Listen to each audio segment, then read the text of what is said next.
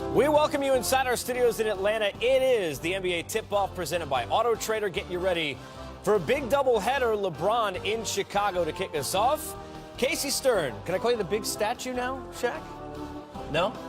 It's a negative. Oh, he's just Shaq. Okay.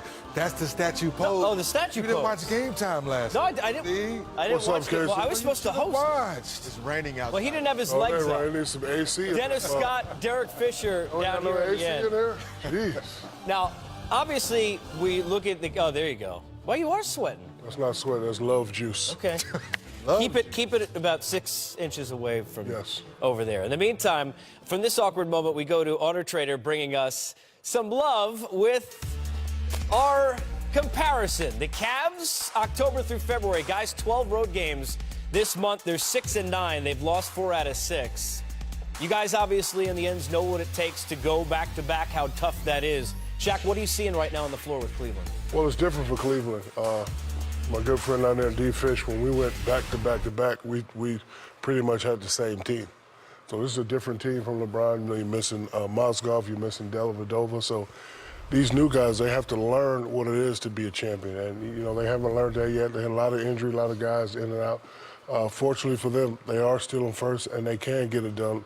LeBron is the guy that can help them get it done, because when me and D-Fish was going back-to-back, I always made sure that I kept D-Fish involved, Big Shot Bob, B-Shaw, guys like that. And LeBron is a master of keeping guys involved. They just have to step up and be consistent. Like every time I kick it out to D-Fish or, you know, D-Scott, they're very consistent at hitting those shots. So once those guys learn how to step up, then they have a really good chance. Yeah, part of that continuity, Dennis, is having the same guys on the floor. Korver out tonight. Shumpert comes back. How much do you need to see, we talk about rest all the time, this group on the floor together down the stretch these last 8-9 games to get ready for the postseason? Well, I think to Shaq's point, the teams that's been there before, they want to be as healthy as possible, not really worried about home court advantage. But the same thing you and I talked about last night, I'm going to talk to you about it.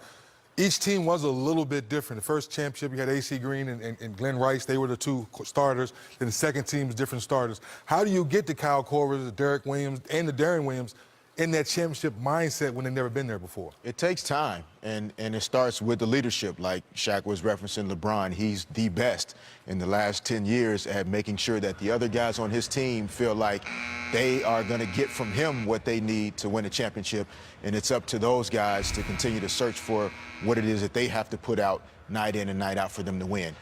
In 2001, we experienced a kind of a sluggish regular season, but the last 8 games of our regular season, we got ourselves together, we got healthy, we got focused, win the last 8 games of the regular season, and then we go on to set the NBA playoff record for winning the championship at 16-1 with the highest winning percentage. So it can be done, and I like the fact that Tyronn Lue has this motivation for his team.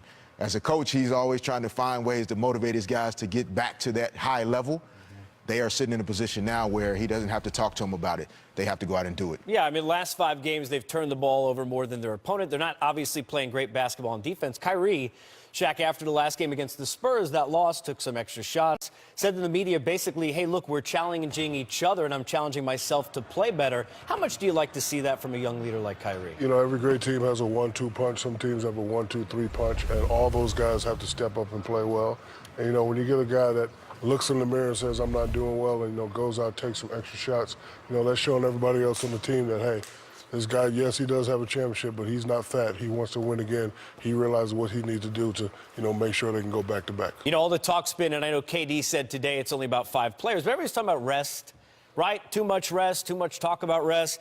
Ty Lue's saying, hey, look, they're going to do what's right for the team and the individual. From a coaching standpoint, are we putting too much on that? When we look at the Cavaliers, should they be thinking long-term and saying, hey, look, if I got to give a guy a rest here and there, I should, or more about that continuity we talked about? I mean, it's a delicate balance. They have to think about both right now. I do think they want to try as best as possible to maintain that top spot so that if it does come down to a Game 7, that happens at the Q, where they're going to be difficult to beat. But because of their team, the way it's constructed in their roster, they have 6 guys that are playing 18 minutes per game or more that are at the age 31 or more. And so in order for those guys to really have what they need in the tank to play all the way through Father's Day in June, you know, they're going to have to be fresh and healthy. But, again, I like this veteran team getting into the postseason healthy and then having at least 1, 2, 3 days sometimes in between games where they can be at their best night in and night out. Casey, go ahead, Shaq. Back in the day, the rule, the unwritten rule was, whatever spot you clinched, then you could take some rest. Like when I played for the Orlando and LA, you know, we would always clinch. We'd have 2 or 3 games before the playoffs. Then the coach would say, okay, big fella, I need you ready for the playoffs. We already know we're number 1, 2, or 3. Rest, no commercials, no rapping, no movies. We need you to rest. We need you, available for the playoffs. Then Popovich started doing the rest thing, and all the other coaches started doing it. But back in the day when we played, that was generally the rule.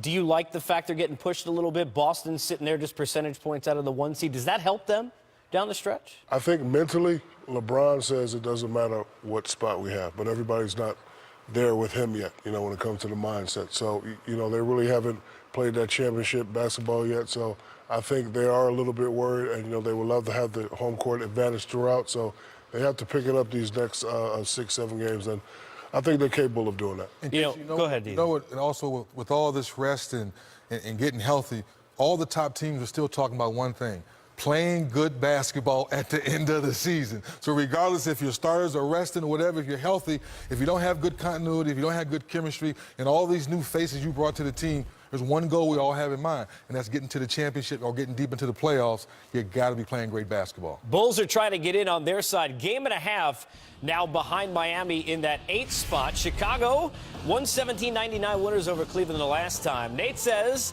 make sure Derrick Fisher doesn't eat Chuck's donuts. Are they hiding underneath there? Nah, Nate, he didn't leave. He took them with him. Nate, Took them with him, Nate. at all, bro. We don't see anything on that, Nate. There's no donuts, no No, sprinkles, no nothing. donuts on You can have some love juice if you want. I like them socks he got on, though. Them socks are fire. We got more coming up as we get you ready. Jimmy Buckets and the Bulls trying to get the 8th spot. Cavs trying to lock up number 1.